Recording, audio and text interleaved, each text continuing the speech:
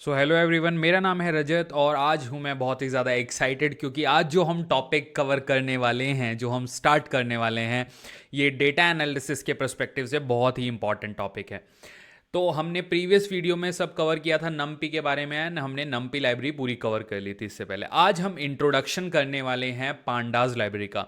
तो अगर आप डेटा एनालिसिस या डेटा साइंस की बात करो तो पांडास बेसिकली की लाइब्रेरी होती है, जो कि हर कोई प्रोग्रामर आपको बोलेगा, आपके मैनेजर भी आपको बताएंगे, आप कहीं भी बात करेंगे तो बेसिकली पांडास जो है ये इतनी स्ट्रक्चर्ड तरीके से आपको इतनी सारी फंक्शनैलिटी प्रोवाइड करती है पाइथन के अंदर कि पांडास आपको एक लाइफ सेवर की तरह दिखाई देती है। देखिए, पाइथन में हमारे पास बहुत सारे डेटा स्ट्रक्चर्स होते हैं, लेकिन पांडास अपने आप कुछ डेटा स्ट्रक्चर हमें प्रोवाइड करती है, जो कि है सीरीज एंड डेटा फ्रेम्स।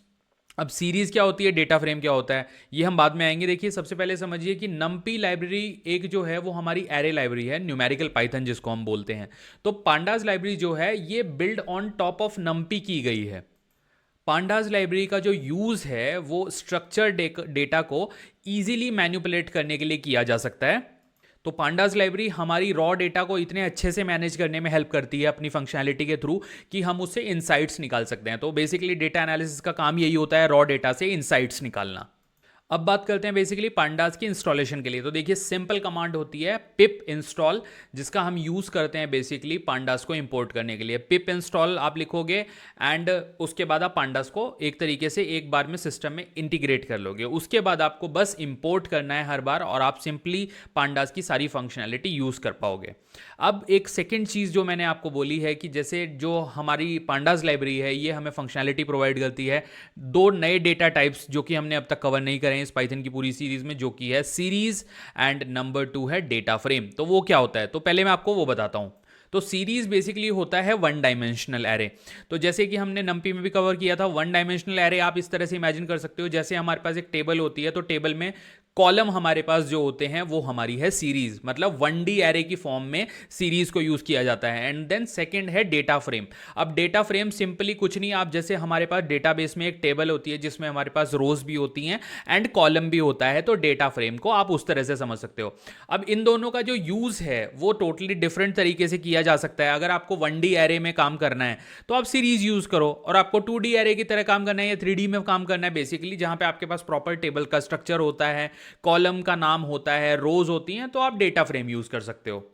और डेटा फ्रेम का एक और एग्जांपल मैं आप लोगों को बोलूंगा। देखिए, जब हमारे पास एक्सेल में डेटा आता है तो जो हमारी एक्सेल की शीट होती है उसमें डेटा होता है, तो आप ये समझ लो कि वो जो एक्सेल की शीट है उसको आप डेटा फ्रेम भी कह सकते हो पांडास लाइब्रेरी के अंदर। अब क्वेश्चन उठता है कि जो हमारे डेटा फ्रेम है वो हम बनाते कैसे हैं। तो देखिए, आज की वीडियो में मैं अभी कोडिंग की तरफ नहीं जाऊंगा, पहले मैं आपको एक इंट्रोडक्शन देना चाहता हूं। तो डेटा फ्रेम बनाने के बहुत सारे तरीके हो सकते हैं। हम लिस्ट, डिक्शनरी या फिर CSV फाइल या कोई भी इनपुट फाइल जो आपको क्लाइंट साइड से आती है उसको यूज करके एक डेटा फ्रेम बना सकते हैं। तो इस वीडियो के लास्ट में मैं आपको एक छोटा सा एग्जांपल अभी एग्जीक्यूट करके दिखाऊंगा कि डेटा फ्रेम बनता कैसे है और डेटा फ्रेम होता क्या है, और इंस्टॉलेशन हम कैसे करते हैं मैं वो भी आपको बताऊंगा।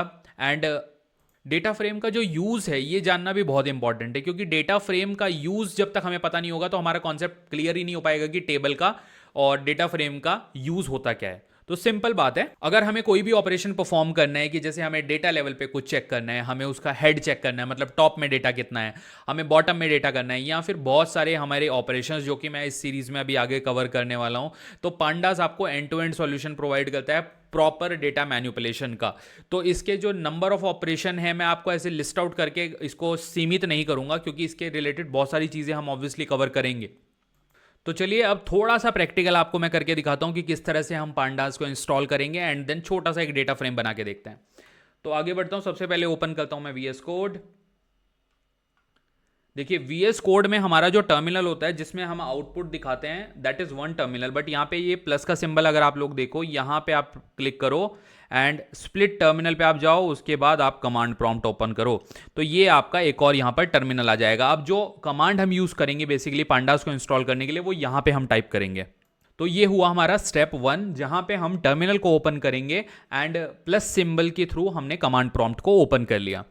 अब देखिए, सबसे पहले मुझे यहाँ पे वर्चुअल एनवायरनमेंट बनाना पड़ेगा पाइथन के लिए, जो कि मैं यूज करूंगा एक कमांड पाइथन। ये देखिए, ये केस सेंसिटिव है, हम सब जानते हैं ऑब्वियसली, तो आप बहुत ध्यान से कमांड लिखिएगा। Okay, python VENV, and then यहाँ पे आप अपनी डायरेक्टरी का नाम दे सकते हो। लेट्स से कि आप रखना चाहते हैं माई इन्वायरमेंट, तो वर्चुअल इन्वायरमेंट क्रिएट कर रहे हैं, या फिर राज ENV जो कि मेरा इन्वायरमेंट होगा। एंटर किया मैंने, आप लोग देख सकते हो एंटर होने के बाद ये क्रिएट हो गया है। ओके, और अब ये आप कैसे जज कर पा रहे हो, क्योंकि आप सामने इसको, मैं थोड़ा इसको इधर पुश कर देता हूं ताकि आपको आउटपुट प्रॉपर्ली दिखे। तो आप लोग देख सकते हो, देखो यहां पे ये प्रॉपर्ली आपको दिखाई दे रहा है। अब हमारा जो नेक्स्ट स्टेप होने वाला है, हमने ये जो बनाया है बेसिकली इन्वायरमेंट, हमें इस इन्वायरमेंट को एक्टिवेट करना होता है, जो कि बहुत ही इंपॉर्टेंट है। अगर आप एक्टिवेट नहीं करोगे तो ये खाली इन्वायरमेंट किसी पर्पस का नहीं है। अब इन्वायरमेंट को एक्टिवेट कैसे करते हैं, उसके लिए हमारी क्या कमांड है, वो कमांड बताने से पहले मैं आपको चलता हूं। देखिए लेफ्ट साइड में जो, अगर आपको देखना है कि ये कहां पर आपका वर्चुअल इन्वायरमेंट बना है, तो आप यहां पे जाएंगे एंड यहां पे ये क्रिएट हो गया है राज इन्वायरमेंट। इसके अंदर देखिए स्क्रिप्ट्स हैं। अब तो मैंने एक्चुअली टर्मिनल को थोड़ा लेफ्ट में शिफ्ट कर दिया क्योंकि ये आपको पीछे दिख नहीं रहा था। अब यहाँ पे हमने इन्वायरमेंट बना लिया और मैंने आपको दिखा दिया, देखिए कि राज इन्वायरमेंट बन गया, उसके अंदर स्क्रिप्ट्स हैं, यहाँ पे एक एक्टिवेशन की है। अब इसको एक्टिवेट करना पड़ेगा, तभी ये एक्टिव डायरेक्टरी बनेगी। अभी आप यहाँ पे देख सकते हो ये बेस लिखा आ रहा है, जैसे ही ये चेंजेस हम करेंगे ना तो ये रूट डायरेक्टरी चेंज हो जाएगी। अब हमें इसको एक्टिवेट करने के लिए क्या करना है, हमें पूरा इसका पाथ देना है, राज ENV slash scripts SCRIPTS slash activate. ये देखिए ये हमारा रहा राज ENV के अंदर हमारा स्क्रिप्ट S कैपिटल है, इसलिए मैंने ध्यान से S कैपिटल रख लिया, एंड इसके अंदर है एक्टिवेट। अब मैं यहां पर इसको देता हूं एंटर, तो आप देख सकते हो कि ये जो बेस है वो चेंज होके यहाँ पे राज इन्वायरमेंट आ गया। तो बेसिकली आप अपने खुद के वर्चुअल इन्वायरमेंट के अंदर आ चुके हो। सो congratulations for that, now you have your own virtual environment. अब यहाँ पे आपको सिंपल पांडास इंपोर्ट करानी है, एक बार आप इसको इंस्टॉल करोगे, पिप इंस्टॉल पांडास। देखिए मेरे केस में पांडास सिस्टम में ऑलरेडी इंस्टॉल है, बट ये कमांड आपकी 110% काम करेगी, आपको सिर्फ एंटर मारना है। एंड ये देखिए इसने दिखाया है कि new release is this, because I already have this in my system. लेकिन आप लोगों को ये थोड़ा सा टाइम लेगा, 2 से 3 मिनट का टाइम लगेगा, और यहाँ पे आप देखोगे खूब सारे पैकेजेस डाउनलोड करेगा ये। ओके, तो उन पैकेजेस का आपको थोड़ा वेट करना है, 2-3 मिनट का टाइम लगता है। एंड एक और इसमें सरप्राइजिंग चीज़ है जो कि आपको पता होनी चाहिए, जब आप पांडास इंस्टॉल करते हो तो नमपी एज अ पैकेज फ्री आती है, नमपी ऑटोमेटिकली इंस्टॉल हो जाएगी। इसको मैं थोड़ा ऊपर भी करके दिखाता हूँ। ये देखिए ये तो ऑलरेडी इंस्टॉल्ड था इसलिए यहां पर नहीं आया, बट आप इसको जब इंस्टॉल करोगे तो अब आपको सिर्फ यहां पे इंपोर्ट करनी है पांडास लाइब्रेरी, इंपोर्ट। देखिए पांडास खुद से आने लगा क्योंकि अब ये सिस्टम में है, इंपोर्ट पांडास एज PD। अब मैं इसको यूज कर सकता हूं एंड आप लोगों को एक छोटा सा मैं कोड लिख के दिखाता हूं कि देखिए फर्स्ट सेशन है हमारा पांडास का, तो ऑब्वियसली थोड़ी सी कोडिंग तो बनती है। एक सिंपल एग्जांपल देखते हैं बिल्कुल ही। तो चलिए एक छोटा सा एग्जाम्पल देखते हैं एंड बहुत ही बेसिक एग्जाम्पल रखते हैं। तो सबसे पहले हमने इंपोर्ट कर लिया, अब एक काम करते हैं, लिस्ट से हम डेटा फ्रेम बनाते हैं, तो जो कि पाइथन का हमारा डेटा टाइप है लिस्ट। तो लेट्स से मेरी जो लिस्ट का नाम है वो मैं रखता हूं data equal to, and list में मैं वैल्यू पास करने वाला हूं 2। लेट्स से कि नेम एंड एज हम पास करेंगे। लिस्ट के अंदर एक छोटी छोटी लिस्ट बनाऊंगा मैं, तो जैसे नेम हो गया अमित एंड देन एज हो गई 29। सेकेंड लिस्ट हम बनाएंगे, नेम हो गया रजत एंड रजत की एज हो गई 29 अगेन। ये हमारी सेकेंड लिस्ट हो गई। देन हम एक और यहाँ पे एलिमेंट डालेंगे जिसमें हम नाम लेंगे let's say Suresh, and Suresh ji की उम्र हो गई 32। तो ये बेसिकली हमने बना ली एक अपनी लिस्ट। अब लिस्ट से डेटा फ्रेम कैसे बनेगा, यहां पे मैं कमेंट डाल देता हूं, list now create pandas data frame. अब इसके लिए देखिए सिंपल हमारा जो फंडा है, डेटा फ्रेम को आप df से डिनोट करते हो, df equal to pd dot data frame, and data frame के बाद आप सिंपली पास करोगे अपनी वैल्यू जो कि है आपकी लिस्ट की वैल्यू। जो लिस्ट की वैल्यू है वो है हमारी यहां पर डेटा। तो ये हमारा पहला आर्ग्यूमेंट चला गया डेटा फ्रेम के अंदर। सेकंड आर्ग्यूमेंट हम देंगे कॉलम्स। हम इसको बताएंगे कि भाई साहब आपको कौन से कॉलम यहाँ पर यूज़ करने हैं। कॉलम के लिए अगेन मैं लिस्ट वाला सिंबल यूज़ करूँगा। अब देखिए ऊपर यहाँ पे कॉलम क्या है, पहला मैंने आपको बताया था है हमारा नेम और दूसरा है हमारा एज।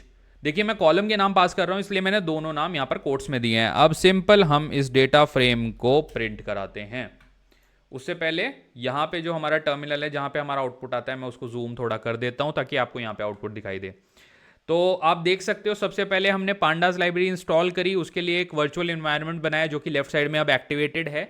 अब उस वर्चुअल एनवायरनमेंट के अंदर मैंने अपना पांडास का फर्स्ट कोड लिखा, सिंपल कोड, एंड एक लिस्ट बनाई, ठीक है, 2 एलिमेंट्स की, हर लिस्ट के अंदर 2 एलिमेंट है, तो नाम है, एज है, एंड देन हमने डेटा फ्रेम बनाया। तो लाइन नंबर 5 आज का हमारा की पॉइंटर है कि डेटा फ्रेम बनता कैसे है। df equal to pd dot data frame, and then आपको वो पर्टिकुलर वैल्यू पास करनी है। अगर ये डिक्शनरी होता ना यहाँ पे तो आप यहाँ पे डिक्शनरी पास करते। अगर CSV फाइल है तो CSV फाइल पास करने का तरीका क्या है वो हम आगे जाके ऑब्वियसली कवर करेंगे। तो अभी के लिए आप ये समझो डेटा टाइप यहाँ पे दे दिया एंड देन उसके बाद कॉलम डिफाइन कर दिए कि ये दोनों कॉलम है इसको, ताकि आइडेंटिफाई करे। अब मैं राइट क्लिक करता हूं, इसको रन करते हैं, हमारा पहला पांडास का कोड। तो सिंपली आप देख सकते हो, देखिए इसने कितना सही तरीके से इसको प्रिंट कराया है एज अ टेबल फॉर्मेट में जैसे डेटाबेस में होता है। ये कुछ एरर में से ओके ये हटाता हूं मैं, that is not related to this code, वो टर्मिनल का था क्योंकि हमने टर्मिनल पे वैल्यू डाल रखी थी। तो चलिए यहाँ पे आएंगे वापस एंड आप देखो पहली लाइन में इसने नेम एंड एज प्रिंट कराया है एंड देन उसके नीचे तीनों वैल्यू आ गई। तो 0 इंडेक्स पे कौन है, अमित जिसकी एज है 29 साल, नंबर 1 पे है रजत जिसकी एज है 29 एंड देन है सुरेश। तो कॉन्ग्रेचुलेशंस गाइज, ये था हमारा पहला डेटा फ्रेम। अब देखिए डेटा फ्रेम मैंने आपको बताया था कि डेटाबेस में जो टेबल होती है उसका रेप्लिका है, nothing more than that. So इस वीडियो को यहाँ पे रैप अप करते हैं and thank you so much इस वीडियो को देखने के लिए। अब अगले वीडियो से हम हार्ड कोर अपना पांडास को इजी तरीके से समझेंगे एंड मिलके पांडास को मतलब we will crack this down. So thank you so much, बने रहिए मेरे साथ इस पूरी प्लेलिस्ट में and please subscribe to my YouTube channel. Thank you so much guys.